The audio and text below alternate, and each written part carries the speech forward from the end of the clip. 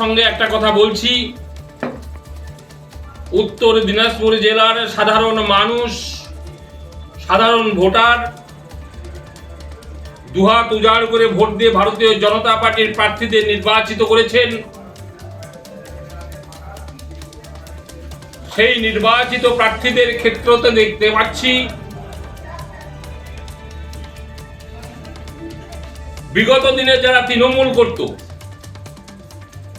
সেই মানুষগুলো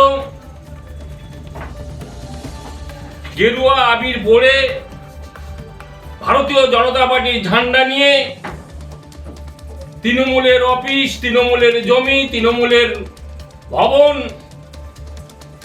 party office, club দখল করবার চেষ্টা করছে। আমরা ভারতীয় জনতা পার্টির পক্ষ থেকে উত্তর দিনাজপুর জেলার সভাপতি খুব দায়িত্ব নিয়ে জোরের সঙ্গে বলতে চাই, ভারতীয় জনতা পার্টি ক্লাব দখল করার জন্য পশ্চিমবাংলার মানুষ তাকে নির্বাচিত করে নাই।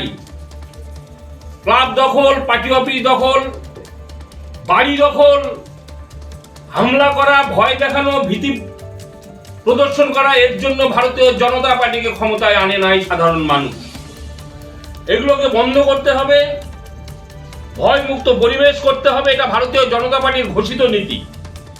কিন্তু তা সত্ত্বেও বিভিন্ন ক্ষেত্রে যে ছোটখাটো ঘটনাগুলো ঘটছে, এই ঘটনার পরিপ্রেক্ষিতে আমি জোরের সঙ্গে বলতে চাই, প্রশাসনকে আমরা খুব জোরের সঙ্গে দাবি করে রেখেছি, বলেছি যে রকম কোনো ঘটনা ঘটলে সঙ্গে সঙ্গে তাকে গ্রেপ্তার করে দৃষ্টান্তমূলক শাস্তি দিতে হবে।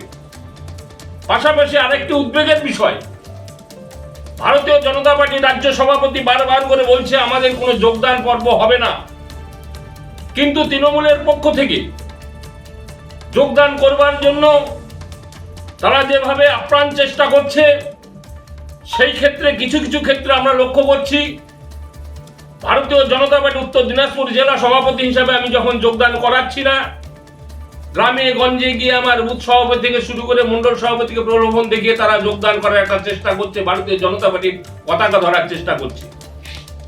আমি হুঁশিয়ারি দিয়ে সেই ভারতীয় জনতা পার্টির নেতৃত্বদের জানাতে চাই, যদি জেলার নেতৃত্বের নির্দেশ না মেনে, রাজ্যের নির্দেশ না মেনে যদি কাউকে যোগদান করানো হয়, তাহলে দল তাকেও শাস্তিমূলক ব্যবস্থার মধ্যে ফেলবে।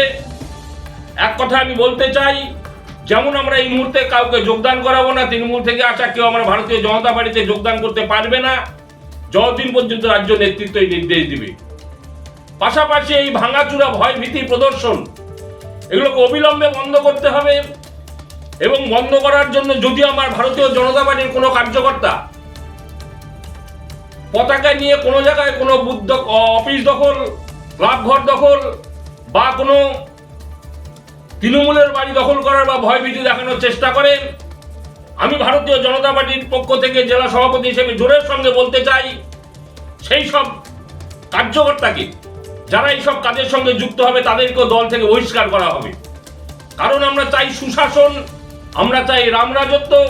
পশ্চিমবাংলার মানুষ সুশাসনের জন্যই আমাদের ভোট দিয়ে বিপুল ভোটে জয়যুক্ত করেছেন। কারণ বাংলার মানুষ শান্তি চায়, ভয়মুক্ত পরিবেশ চায়। ক্লাব দখল করার জন্য, অফিস দখল করার জন্য, ক্লাব দখল করার জন্য ভারতীয় জনতা পার্টি ক্ষমতায় আসে না, এই কথা আমি বারংবার উত্তর দিনাজপুর জেলার সমস্ত মানুষের কাছে এই বার্তা পৌঁছে দিতে চাই, সমস্ত কার্যকর্তাদের কাছে পৌঁছে দিতে চাই। এই উদ্দেশ্য নিয়ে আজকের এই সাংবাদিক সম্মেলন আপনাদের ডাকা হয়েছে।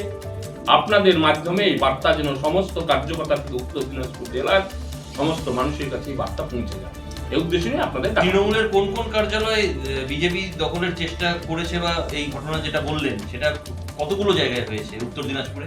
উত্তর দিনাজপুর জেলায় আমার নজরে বেশ কয়েক জায়গায় হয়েছে, আমি নামগুলো বলতে চাইছি না, কিন্তু যেই জায়গাগুলো হয়েছে যারা এই কাজের সঙ্গে যুক্ত তারা সকলেই তৃণমূলের লোক। এবং এটাও লক্ষ্য করা যাচ্ছে তারা এতদিন পর্যন্ত যে গোষ্ঠী কুন্দলের শিকার হয়েছিল, আজ যখন সরকার চলে গেছে, তাদের রুজি রোজগার বন্ধ হয়ে গেছে, তারা এইভাবে বিভ্রান্ত করে ভারতীয় জনতা পার্টিকে কুলসিত করবার চেষ্টা করছে। তাই আমরা এটা হতে দেব না। আমার রাজ্য নেতৃত্ব কঠোরভাবে জানিয়েছে, আমিও জেলা সভাপতি হিসাবে কঠোরভাবে জানাচ্ছি, কোনোভাবেই ভারতীয় জনতা পার্টিকে কুলসিত হতে আমরা দেব না। দাদা, আগামী ৯ তারিখ সম্ভাব্য মন্ত্রিসভার গঠন, আমাদের জেলায় ৪ জন বিধায়ক হয়েছে, আমরা কি মন্ত্রিত্ব আশা করতে পারি? এরকম কোনো খবর রয়েছে? দেখুন, মন্ত্রিত্ব নিয়ে আলোচনা কালকে বিধায়ক দলের বৈঠক হবে। বিধায়ক দলের বৈঠকের পর আলোচনায় যে সিদ্ধান্ত হবে সেটাই চূড়ান্ত সিদ্ধান্ত, এখানে আমার বলার বিষয় নেই। আর এইসব বিষয়ে আমাদের সঙ্গে আলোচনা হয়নি, আমাদের ডেকেছে, আমরা যাব, সেখানে আলোচনা হবে।